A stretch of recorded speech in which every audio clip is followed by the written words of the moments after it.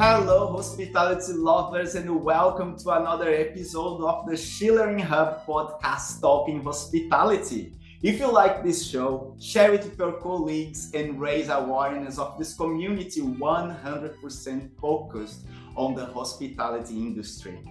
On today's show, we'll hang out with a professional business English and communicate coach who dedicates her life to help travel and hospitality professionals to level up their business English skills and unlock new career opportunities. An avid traveler, food and music lover from the USA, in 2010 she moved to China to teach English and never moved back. She has lived in China, Bali, and Mexico and traveled to more than 30 countries. I was going to say 13. In 2016, along with her husband, they became digital nomads and have been traveling full-time ever since. Through her coaching services, she has helped hundreds of professionals become more confident communicators in English. Rachel Story, welcome to the show. Hello, Mauricio. Thank you so much for having me today. Rachel, tell our community something that not everyone knows about you. Well, as you mentioned, I am a huge music lover. I started playing piano and trumpet as a kid and took lessons for both all the way up through university. I even studied music industry studies in university, and I've seen my favorite band in concert 110 times. Wow, 110 times. What band is it? Please. They're called Fish with a PH. Fish. I'll get to listen to them. That's amazing. A musician in the house. That's amazing, Rachel. And did I miss anything about your professional story? No, I think you nailed it all. Yeah, like you said, in 2010, I moved to Beijing, China to teach English. And while I was living there, I developed a huge case of wanderlust. And after teaching in Beijing for 3.5 years, my now husband and I managed to save up enough money to quit our jobs and just travel for a year straight. We took a nice long gap year, and then we moved to teach in a different city in China called Kunming. It's down in the southwest. We lived there for a year. And from there, we moved to Bali. And while we were in Bali, that's where we started teaching English online. And that's what enabled us to become digital nomads and travel full time. That's amazing. That's a beautiful story. So basically, the travel bug came first before business, right? Well, they kind of came at the same time because when I moved to China, it was kind of an act of desperation. Things were not going well here in the States for us, and we were doing everything we could to try and find jobs as fresh university graduates, but this was the height of the big economic recession we had a couple years ago, and things were just bad. We got robbed twice. Nothing was working out the way that it should. And my husband had already lived in China for a year and really enjoyed it.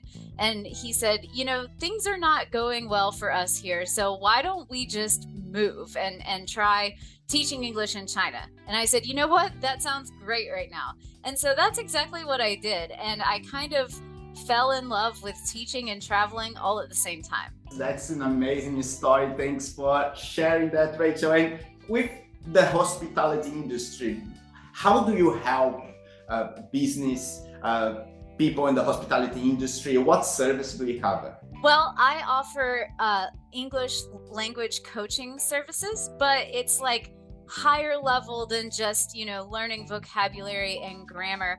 I help leaders in the hospitality industry really improve their communication effectiveness so that they can be understood in any situation and ultimately improve their confidence. I get nervous when I speak to English teachers every single time, I got to know you by looking for better opportunities to learn, to improve my English. Is there a specific service that you do that is being like spot on for the hospitality industry? Probably the best thing that I can do for the hospitality industry is offer my one-on-one coaching services.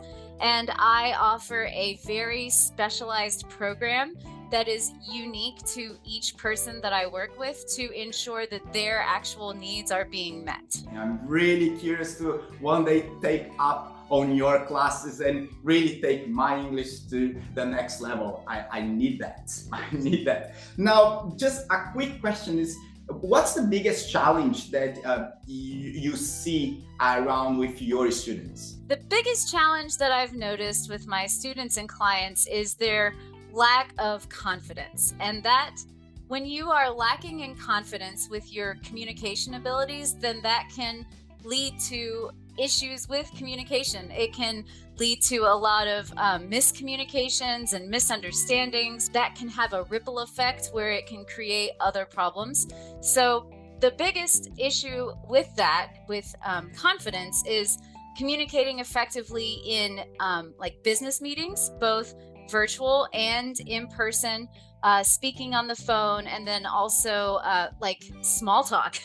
You'd be surprised how many people really struggle with small talk, but it's so important in developing business relationships. And so that's what I really try to focus on and help people improve. When I first moved to Prague, that was probably the first thing I pointed in our company, that there was a lack of confidence when the front desk were just receiving and welcoming our guests. They are very confident to say hello, welcome, and what's your name, but once it passes that barrier, they get a little bit nervous and it sounds like they are rude. So in the end of the day, they are lovely people, but it's that lack of confidence that probably turn into rudeness, yeah, like in the eyes, in the ears of the guest. Do you also work with front desk, with teams, or only with the higher level decision makers? At the moment, it's primarily with higher level decision makers and leaders, but I do plan to branch out to help more of the guest-facing people working in the hospitality industry, because as important as it is to be able to communicate effectively in business settings, it's even more important to communicate effectively with your guests. Exactly, that's the point. That's amazing to know, and good to know you hear that, hospitality. Pay attention to Rachel. Soon there's new products coming through and it will affect your team as well. Now, Rachel, we like to do a little bit of a game here, yeah? Like we spoke a little bit of your past, of who you are and how you got to where you are now, your challenge of the present. And now let's throw ourselves to the future, yeah? Like I love Back to the Future. So let's just do this exercise. We are going to jump to 2035. Yeah, you have a mission there, but you have to find a place to stay. How do you see hospitality in 2035? Hopefully there will be more technological advances that will make it easier for both the people working in the hospitality industries who are running the hotels and things like that. I'm hoping there will be technological advances to help them run their business more smoothly and create a better guest experience.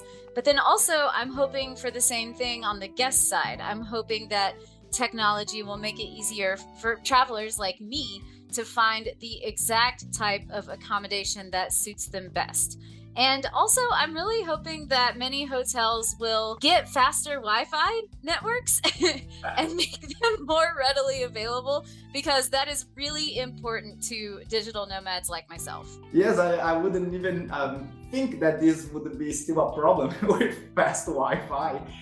Is there a reality? Like, should we, hospitalists, be working a little bit better in providing a better Wi-Fi connection? Well, in my experience as a guest at hotels, I find that the Wi-Fi in the rooms is often an upcharge if you want the fastest network, and my hope is that that's just readily available to everyone. And also, I'm hoping that more hotels will incorporate a better workspace.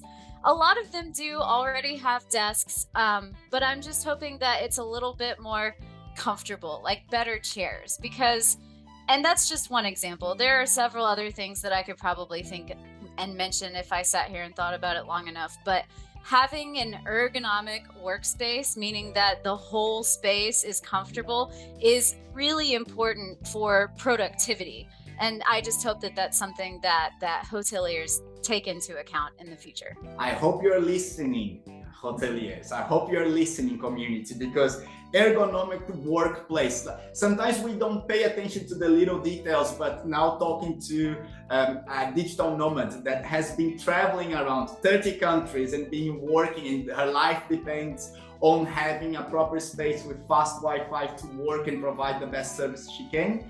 It's probably not a unique problem. It's definitely something that a lot of people are going through. So listen to it, hotelier. Prepare a space for the workplace as well.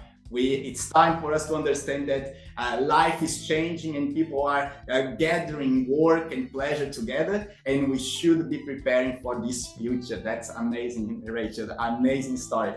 Now, I keep saying amazing story, and your name is Rachel Story, and that's a perfect name for you, isn't it? It really is. I do love a good story. Now, Rachel, how can the hotelier find you and hire your services? The best way right now is to simply just go to my LinkedIn profile. You can find all of the information about my program there and how to contact me.